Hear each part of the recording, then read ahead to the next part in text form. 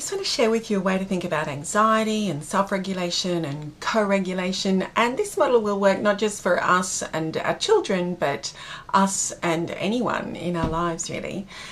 Now, it's based on the nervous system, the 3 states of the nervous system. Now, our nervous system affects how we feel, how we interact with people, and our view of the world, our mood, every second of every minute of every day. Now, if you can imagine your nervous system as a 3-level house. Now, on the top level is that's where we are when we're feeling calm and safe and connected to the people around us. That's where we want to be most of the time. Then we walk down the stairs. On that middle level, that's where we are when we're feeling anxious, when we're in fight or flight. Then, or when we're stressed. Then, when there is no opportunity for fight or flight, we might walk down the stairs, and that's where we come to freeze. Now, that level will look like withdrawal, stillness, but not a contented stillness, more like a numbing stillness. If we spend too much time on that level, it will look like depression and withdrawal from everything.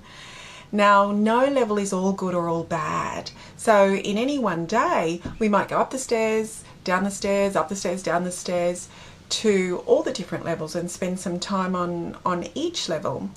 What we want to do is be able to visit each level, but then be able to find our way back up the stairs, back up to that top level. It's also unhealthy to spend all of our time on the top level because we want to be able to feel what we feel. We want to be able to feel those big feelings of the second level, and sometimes we will need to withdraw and find that stillness away from the world while we regather and reset, work our way back up the ladder to the top level. Now, when we're talking about our children, we'll talk about our children, but you can imagine this in terms of everybody. One of the things to do with this model is imagine where in this house you are. What level are you on? And what level are your children on? What level are the people around you on? So, let me explain. If our children are feeling anxious and they're on the second level, it won't work for us to stand on the top level and try to call them up the stairs from that top level. This is where validation comes in. So if we're on the top level, talking to them from the top level to the second level, it might look like, hey, don't worry, it's all fine, don't worry about anything, just relax, there's nothing to worry about. That's what it looks like. That can actually make it feel even more isolating on that second level, especially they don't want to be there either, but they just can't find their way to the stairs to get back up to you. So what we need to do is make our way down the stairs, and we need to go and get them. That doesn't mean going there and hauling them back up the stairs. It just doesn't work that way. What it means is creating enough calm and stillness and safety so that they can find the stairs themselves, and sometimes we might need to walk up with them. So we need to be careful when we come back down those stairs to get them that we don't catch their anxiety. Anxiety is very contagious. It's meant to be. That's how we are able to respond to their needs and mobilize ourselves to give them what they need to feel calm and safe, or if they are distressed, if there is a threat. When our children are distressed and anxious, we catch their distress and anxiety, and that mobilizes us to keep them safe. The problem is when they're distressed and anxious, when they don't need to be, it triggers distress and anxiety in us, when we don't need to be either. So we need to be really careful when we go down those stairs that we maintain our sense of calm and strength and safety within that, because what we are doing is sitting with them in a way that feels calm, but also in a way where we can see and feel what that second level is like for them. That's validation. I can see how big this feels for you here. I can see what it's like for you here. I can see the world the way you see it through these second level windows, these second floor windows. And it's okay. And I know you can find your way to the stairs. How can I help you do that? So that's what it looks like from there. It's not dismissive. We actually get in and we feel their experience from that second level, but we stay regulated. So we bring our first level calm and clarity with it. Now, something else that can happen is we can find ourselves fully in that second level. So we are stressed, we are anxious, we might be really angry or feeling the fury or really sad, while our children are on the top level. If we are speaking to them or interacting with them from that second level too much or for too long, we run the risk of dragging them down the stairs. We pull them down the stairs to that second level. And you know that. You know what it's like when you're interacting with someone who is stressed and anxious. You catch it. Eventually you catch it. And we will find them on that second level. They will come eventually to be where we are.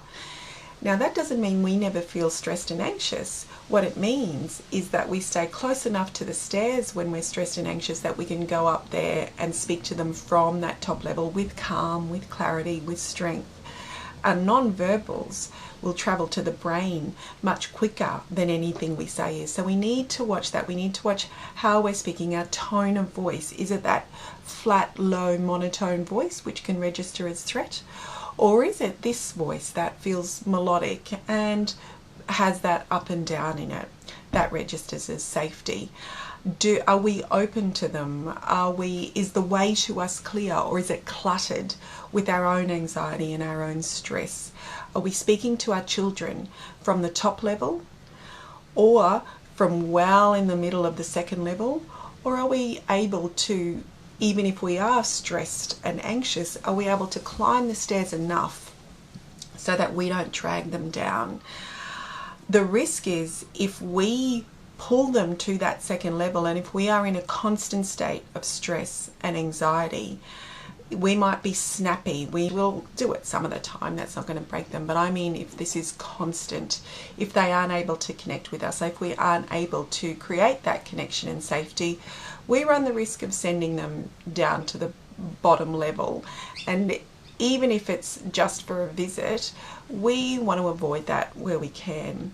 So if you can be aware of your own state and where you are in the house, at the same time, if you are on that bottom level, if you are completely withdrawn and hopeless or feeling hopeless and helpless, if you are in that state of where you are depressing yourself and your needs, where you're on that bottom level, we run the risk of pulling our kids from that top level to that second level. They'll fall down the stairs and they're going to be stressed and anxious as well. And what we don't want to do is pull them down even further.